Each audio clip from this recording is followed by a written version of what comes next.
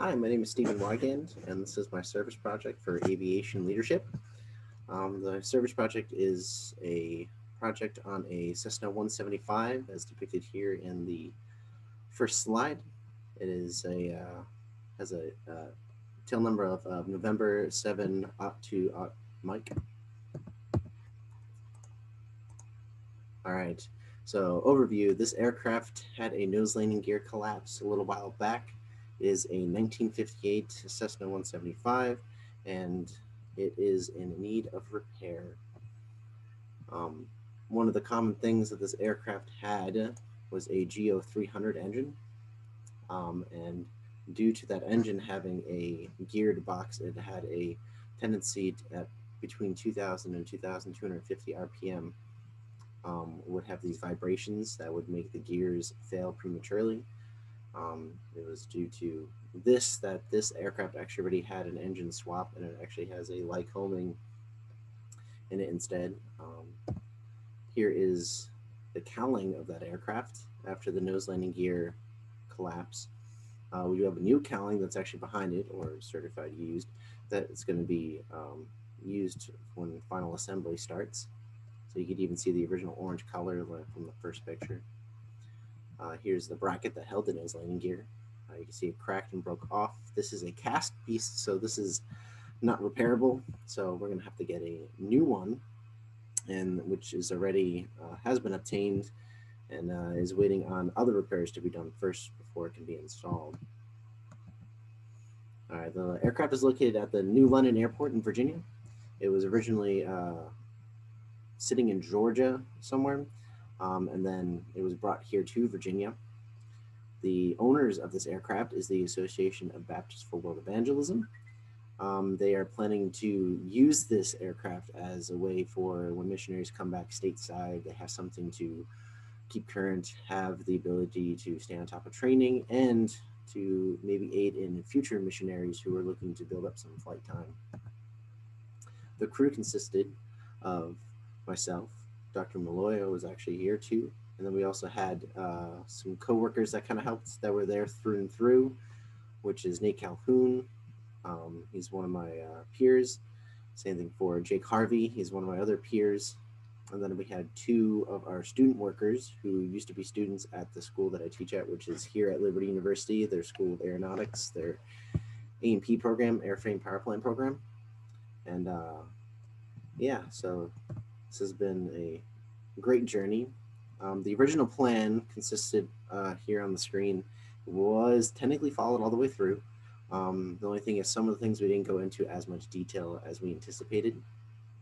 And I'll explain when we get to those slides. So first day was cleaning.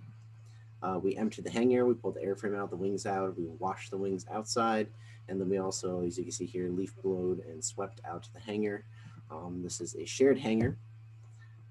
So you can see here the washing, and then also the guy in the middle you see has an air chuck. He's blowing out air, trying to get the water out to make sure, because when you have water things, that it tends to corrode. So you want to make sure you remove all the water after you wash things.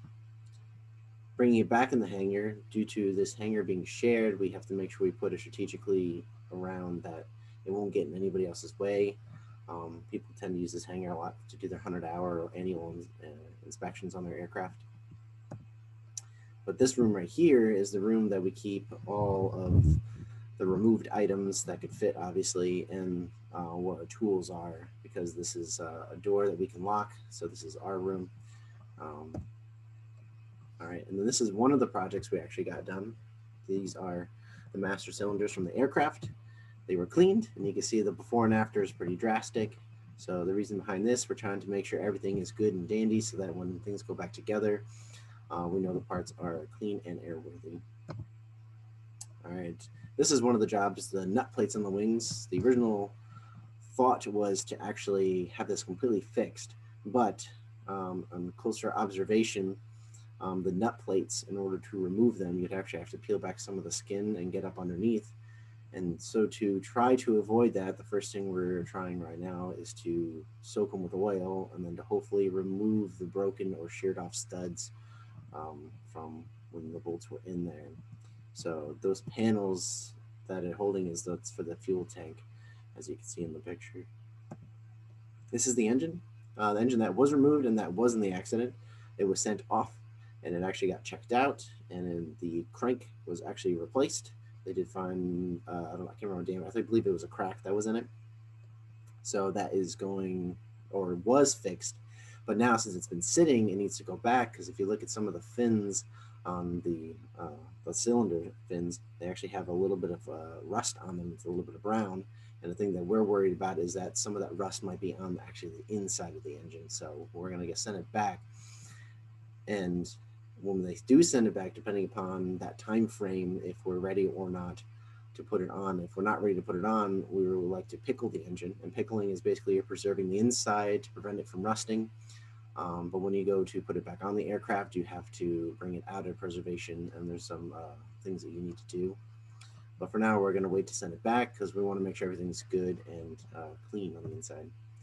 So here are the two broken pieces on the firewall that are preventing us from reinstalling the nose landing gear and to put the firewall back on, which after the firewall, then you could actually put the engine back on. So what's holding it all up are those two broken pieces. This is a very critical part of the aircraft. So this is not meant for a new beginner, but for a seasoned mechanic, one who has sheet metal experience. And we already have somebody who's kind of on the job. You can see here up close the two broken pieces, and then you can also see all that brown. That's what we've been cleaning to help this more seasoned mechanic to be able to evaluate, and when things start going back together, it's already cleaned, so we can put it back together without having to clean it later. All that brown stuff is really just glue, and all that, the aircraft is from 1958, so just dirt and dust and a whole bunch of stuff that's just been sitting there, and it's been sitting in Georgia for a while too. So after that is cleaned, we're going to inspect to make sure there's no other cracks. In addition to what we did or what was planned, are these things right here. We did remove the interior upholstery from the seats. I'm kind of a fan of the green, but a lot of guys didn't like the green, and I understand why, but it was a mutual thing that they definitely need to get removed. And you can see underneath some of the seat frames were kind of rusty.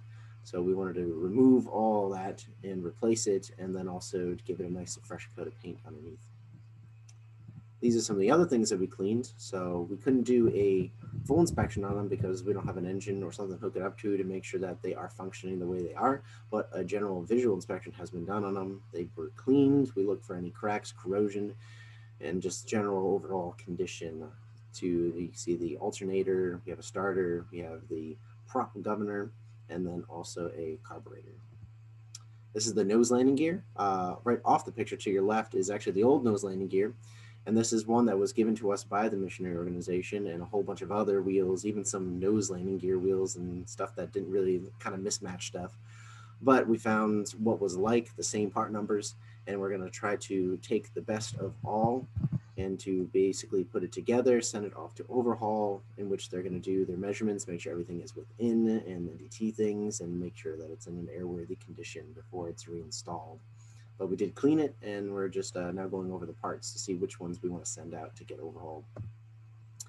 All right, in total, we spent about 62 hours, I calculated, but I think it might have been a little bit more than that, maybe like 70 hours. So it was a really enjoyable time. It was a very easy time, considering that I would say the bulk of the hardcore group, I'll call the ones who are out consistently, are ones that I actually already work with. They are student workers, and as a lab tech here at Liberty, we're kind of in charge of them when they're in the shop. So it was very easy to get acclimated to them. They know me, I know them, and it was harmony. So the prayer for the future. So the goal is this to be a tool for the mission field. And even though this is our one airplane, I pray that this is not just the end. That after this aircraft is finished, that there is other opportunities that arise. I plan or pray, and I hope that the Lord will, if he keeps me here, to keep on this project. But if he calls me somewhere else, then that's the Lord's will. But it has been such a delight with the fellowship, and I would definitely do it again in a heartbeat. And I plan on continuing with this aircraft after the service project.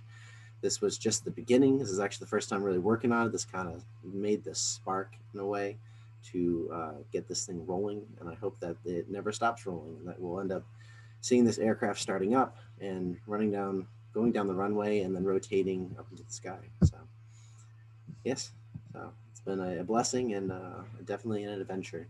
So many things learned.